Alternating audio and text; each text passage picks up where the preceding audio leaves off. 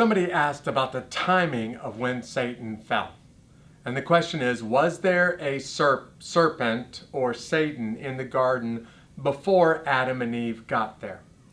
And then there's a follow-up to this question that I'll answer in just a second. But before I get to the follow-up, it's almost impossible to come up with a timeline for exactly when Satan fell from heaven. In fact, we get this language from Isaiah chapter 14, verse 12, when God is describing seeing Satan fall from heaven and Satan falling out of heaven because of his pride and his conceit.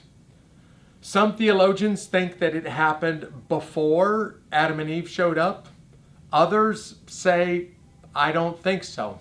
And those that say, I don't think so, their answer comes from God's pronunciation at the sixth day of creation that everything that he created was very good.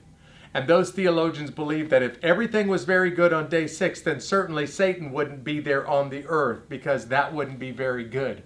I don't know that you can definitively say for sure that he wasn't there. I don't also think you can definitively say for sure that he was there. By the time that you get to Genesis chapter 3, there's no question that Lucifer is the serpent and he's in the garden.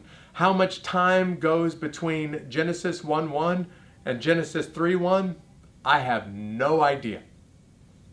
That's the first part of the question. The second part of the question goes like this. When Satan fell, did he land in the Garden of Eden?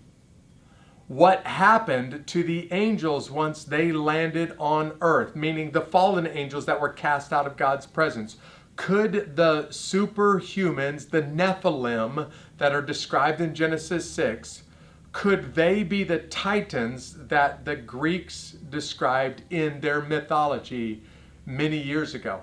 And this is a fascinating question because you have this Greek and to some degree even Roman mythology that describes gods, little g gods, with very human attributes. And then you have the book of Genesis that describes the offspring of fallen angels and human women as kind of a super race of people.